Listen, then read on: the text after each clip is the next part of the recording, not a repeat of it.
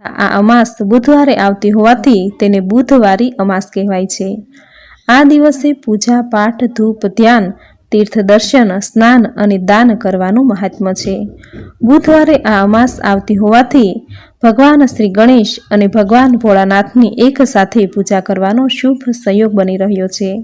આ દિવસે જેમની કુંડળીમાં બુધ ગ્રહ પીડિત છે તેમણે બુધ ગ્રહની પૂજા કરવાથી ગ્રહ દોષ પીડા દૂર થાય છે। બુધવારે આવતી અમાસનો દિવસ જે જાતકની કુંડળીમાં પિતૃદોષ અથવા કાલસર્પ દોષ હોય તો તેમના નિવારણ માટે આ દિવસ ખૂબ જ શુભ છે। અમાવસ્યા દર મહિને એકવાર આવે છે। આપણા શાસ્ત્રમાં ચંદ્રની 16 કળાને અમા કહેવામાં આવે છે। મહિનાની 15મી તિથિએ ચંદ્ર દેખાતો નથી, એટલે કે જેનો ક્ષય નથી થતો કે ઉદય પણ નથી થતો, આથી આ તિથિને અમાવસ્યા કહેવાય છે। અમાવસ્યાના સ્વામી પિતૃદેવ છે, આથી આ દિવસ પિતૃઓને સમર્પિત હોય છે। આ દિવસે સ્નાન ધ્યાન કરી પિતૃઓનું સ્મરણ કરી દાન પુણ્ય કરવામાં આવે તો પિતૃદેવની કૃપા પ્રાપ્ત થાય છે। તે પ્રસન્ન થઈ તેના વંશજોને શુભતા મંગલતા સમૃદ્ધિ અને વંશવૃદ્ધિના આશીર્વાદ આપે છે। તેમાંયે આ અમાસ બુધવારે આવતી હોવાથી આ દિવસે કરેલ સ્નાન દાન ધ્યાન સિદ્ધ થઈ જાય છે। આપણા ધર્મમાં અમાસના દિવસે પવિત્ર નદી કે ગંગા સ્નાન કરવાની પરંપરા છે, પરંતુ નદી કે જળાશયે સ્નાન કરવા ન જઈ શકાય તો ઘરે રહીને નહાવાના પાણીમાં ગંગાજળ ઉમેરી સ્નાન કરવાથી ગંગા સ્નાન કર્યા જેટલું જ પુણ્ય ફળ પ્રાપ્ત થાય છે। આ દિવસે ભગવાન ભોળાનાથની પૂજા કરવાનું વિધાન છે।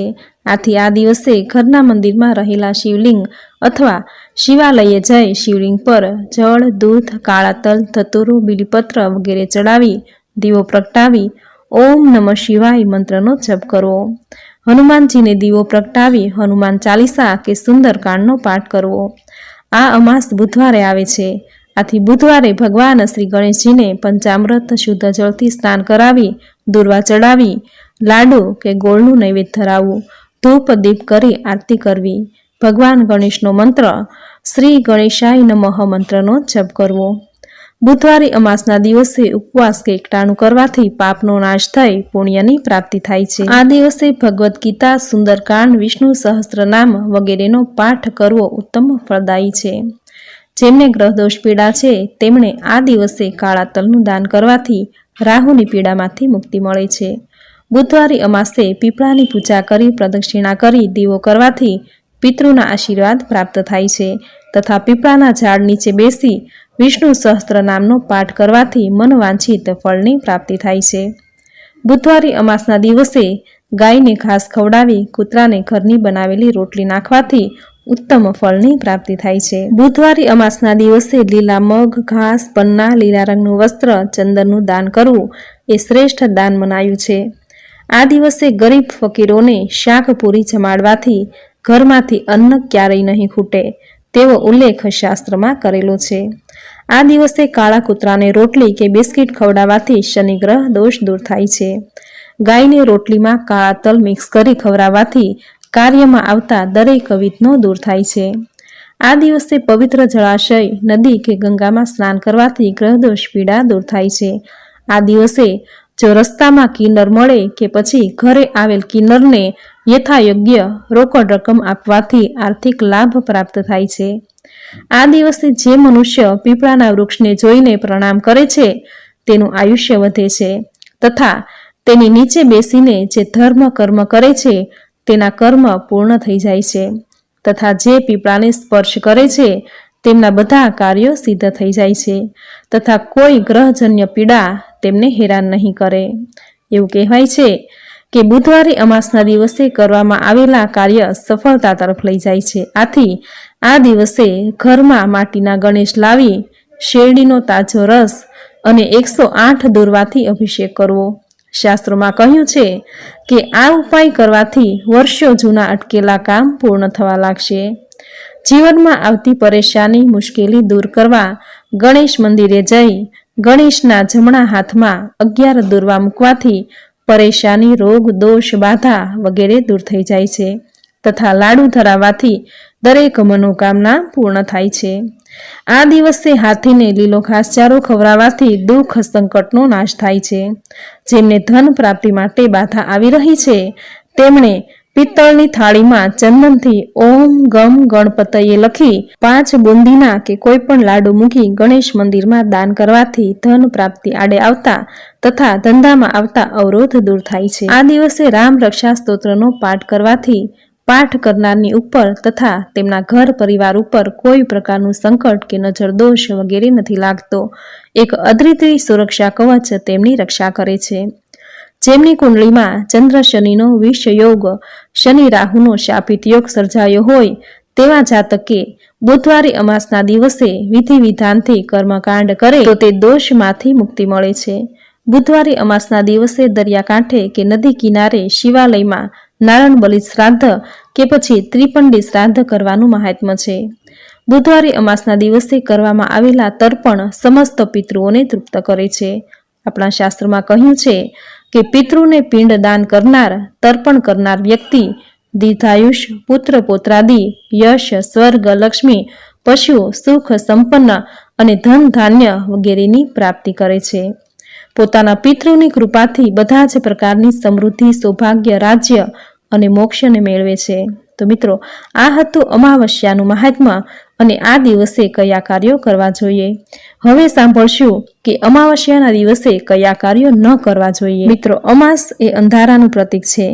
આપણા ધર્મશાસ્ત્રમાં દરેક દિવસ, દરેક તિથિનું એક અનોખું મહત્વ હોય છે. જે તે દિવસે સારી અને ખરાબ બંને પ્રકારની ઉર્જાઓ ઉત્પન્ન થતી હોય છે અને માનવના જીવન ઉપર તેની સૌથી વધારે ગાઢ અસર થાય છે. અમાસના દિવસે નેગેટિવ ઉર્જા સૌથી વધારે પાવરફુલ હોય છે. આથી અમાસના દિવસે નકારાત્મક શક્તિ, નકારાત્મક આચાર વિચારથી દૂર રહેવું જોઈએ. જે રીતે શુભ, લાભ, અમૃત, રોગ, ઉદ્રેક જેવા ચોઘડિયા હોય છે તે જ રીતે અમુક સંપૂર્ણ દિવસો જ શુભ કે અશુભ હોય છે. જેમ કે વિજયાદશમી, વસંત પંચમી, લાભ પાંચમ આ બધા વગર જોયા શુભ મુહૂર્તો છે. એવી જ રીતે અમાસ અને ચૌદસ એ અશુભ તિથિ છે. અમાસના દિવસે અમુક કાર્યો ન કરવા જોઈએ, જે કરવાથી માનવીનું જીવન ધનોત્પન્નોત થઈ જતું હોય છે. કારણ કે અમાસના દિવસે જે બુરી આત્માઓ હોય છે એ ખૂબ જ સક્રિય હોય છે. આથી જ અમાસના દિવસે સ્નાન, દાન, ધ્યાન, મંત્ર જપ કરવાનું આપણા શાસ્ત્રોમાં ઉલ્લેખ કરેલો છે. આ દિવસે પ્રેતાત્માઓ વાતાવરણમાં ઘૂમતી હોય છે, તો અમુક પ્રકારના કામ કરનાર માનવીઓને શોધીને તેના પર તે હાવી થઈ જતી હોય છે. અમાસના દિવસે નકારાત્મક આચાર વિચારથી હંમેશા દૂર રહેવું જોઈએ. અમાસના દિવસે ખાસ કરીને પીપળા, આંબલી, વડ કે મહેંદીના ઝાડ નીચે ભૂલથી પણ ન બેસવું. કારણ કે આ બધા વૃક્ષોમાં ભૂતો અને પ્રેતાત્માઓનો વાસ હોય છે. આ દિવસે આ બધી જ બુરી શક્તિઓ વધારે સક્રિય હોય છે અને મનુષ્યના શરીરમાં એ જલ્દી વાસ કરી લે છે અને તેમને વશ કરી લે છે. અમાસના દિવસે કોઈ પણ પ્રકારનું શુભ કાર્ય કે પૈસાની લેતી દેતી ન કરવું.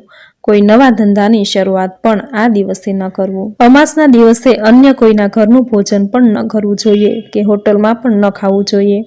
પોતાના ઘરમાં બનાવેલું તાજું અને ગરમ ભોજન જ જમવું. ઠંડુ ભોજન પણ ન જમવું. કારણ કે અન્ય લોકોના ઘરમાં કે હોટલમાં ખાવાથી જેણે ભોજન બનાવ્યું છે અથવા જેનું ભોજન છે તેની નકારાત્મક ઉર્જા તેમાં સામેલ હોય છે, જે ભોજન કરનારના શરીરમાં પ્રવેશી તેમને શારીરિક અને માનસિક રીતે હેરાન કરી શકે છે. અમાસના દિવસે નવા વૃક્ષો વાવવા, તેમની સેવા કરવી વગેરે કાર્યો કરવા જોઈએ. પરંતુ આપણાથી ઝાડને ક્યારેય પણ આ દિવસે હાનિ ન થાય તેનું ખાસ ધ્યાન રાખવું. જો તેવું થશે તો ગ્રહદોષ અથવા પિતૃદોષના ભાગીદારી બની શકો છો.